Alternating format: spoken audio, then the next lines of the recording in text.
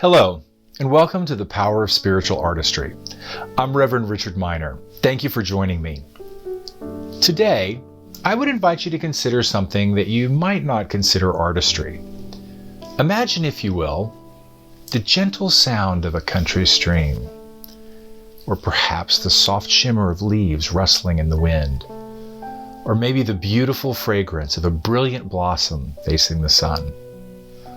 Do these images inspire or soothe you?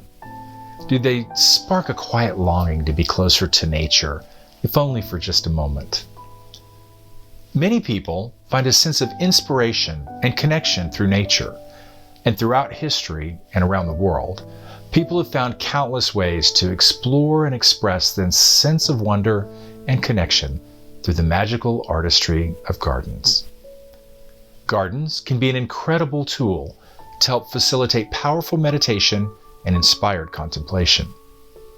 Many people find spiritual inspiration by creating and tending gardens, while others find that simply spending time in nature in quiet contemplation can be a truly powerful practice. As a spiritual artist, you too can find a sense of inspiration and connection to spirit through nature by spending time in a garden, in the wilderness, or even in your own backyard. For many centuries, creating and maintaining gardens specifically designed as tools to enhance meditation and contemplative centeredness has been a formal practice and focus of Zen Buddhist monks in the monasteries of Japan. It's an ancient art form that draws inspiration from Shintoism and Buddhism, and has come down through the centuries with many original examples virtually unchanged. Zen gardens, or dry landscapes as they are called, are remarkable examples of spiritual artistry because they're magnificent works of creative expression that were designed and are maintained as tools to invoke deep meditation and profound contemplation. They are also one of the oldest and most formal ways that nature has been used as a tool to connect with spirit. And while they date back to the 8th century and are believed to be originally inspired by the Chinese gardens of the Song dynasty, the first written descriptions we have of Zen gardens and the concepts behind them have come down to us from 12th century Japanese manuscripts. Over the last 12 centuries, these magnificent gardens have ranged from miniature representations of larger landscapes, like this example, intended to represent mountains and oceans, to purely abstract vistas meant to inspire the imagination and to invoke serious contemplation. One of the overriding characteristics of Zen or Japanese gardens has always been the idea of simplicity and stillness, much like the basic ideas of many forms of meditative practices. They are intended to create a space that allows the individual to be calm and focused while embracing a sense of relaxation and peace. They are often intended to be viewed from a single vantage point, creating an unchanging vista that serves to reinforce the experience of stillness and continuity. One of the most famous and celebrated features of Zen gardens is the use of white gravel. The color of the gravel is intended to represent purity, and the gravel itself is meant to represent water. This is the reason they're often called dry landscapes. The gravel is very carefully raked to create beautiful patterns that are meant to represent the waves on water. The act of raking the gravel, as well as the act of observing the beautiful patterns created, are both considered formal practices in and of themselves. Can you see yourself spending quiet, focused time gently raking the white stones of a Zen garden? Or perhaps sitting quietly, contemplating the elegant and timeless arrangement of stones and plants while you're immersed in deep thought, considering their mystical nature and mysterious meanings? If so, perhaps you can find a Zen garden near you.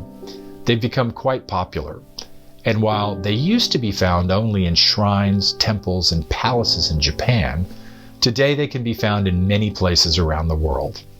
In fact, they're so accessible that you can even order miniature versions of Zen gardens across the web. They're small enough to keep on your desk, so you can have your own personal dry landscape whenever and wherever you feel the urge to be centered, calm, and meditative. Now, while these gardens are truly beautiful and captivating, let's face it, these strict formal practices may not be for everyone.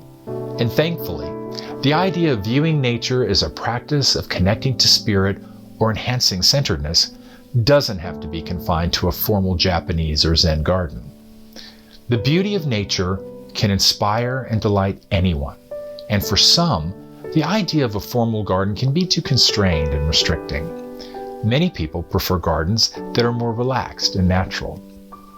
In fact, at the far end of the spectrum, there's a practice, which also happens to be from Japan, called forest bathing.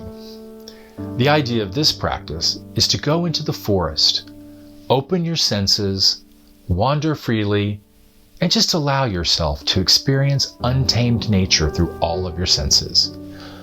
The intention is to be completely present in the moment, to take the time to truly see the forest, to listen carefully to her sounds, to breathe deeply and smell the complex fragrances, to reach out and touch the trees and plants and experience all the incredible textures of the forest floor. And while this practice may be completely different than meditating in a Zen garden, the goal of both practices are the same: to inspire a sense of connection and well-being at the core of our existence by observing and appreciating the elements of nature. Of course, if, like most people, you don't happen to live next to an ancient Buddhist shrine or a sprawling wilderness, you can still embrace nature in a way to enhance a sense of quiet-centeredness and spiritual connectedness. You can always find a quiet spot in any park or a field or even your own backyard and choose that as your place to be still and contemplative. Listening closely to the sounds of the wind, appreciating the smells of flowers and plants, or focusing on the play of light on a grassy lawn can all be powerful catalysts to inspire the imagination or to facilitate a time of focused meditation. Of course, if you're so inclined, you can create your own garden and your own private meditation spot. There are countless books and websites devoted to the topic, and they can help inspire and direct you. As my own personal act of spiritual artistry, I went into my backyard and I chose a small clearing among the trees to dedicate to quiet meditation.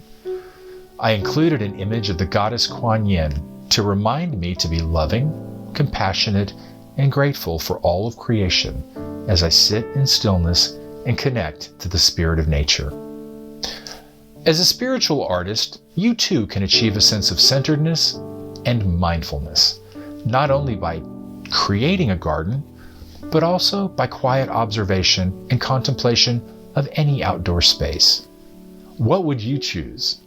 A formal garden that is meticulously crafted and maintained, or a wilderness filled with delightful surprises and endless variety, or perhaps something in between, like maybe your own backyard? Here at the United Palace of Spiritual Arts, we believe that everyone is a spiritual artist, and that spiritual artistry comes in countless forms. So go ahead, explore and express your spiritual artistry in a way that is right for you. Create, meditate, contemplate, and connect with a sense of spiritual centeredness and of well-being in a way that is personal, powerful, and meaningful just for you. Just as the ancient monks raked the sand of their gardens in quiet contemplation, you too can use the powerful experience of nature to find stillness, peace, and quiet time for reflection while connecting with spirit.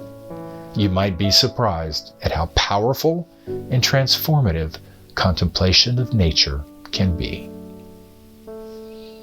Thank you again for joining me. If you enjoyed this service, please remember to hit the like button and to subscribe to our channel if you would like to learn more about spiritual artistry and the many programs and classes at the United Palace of Spiritual Arts. I'm Reverend Richard Miner.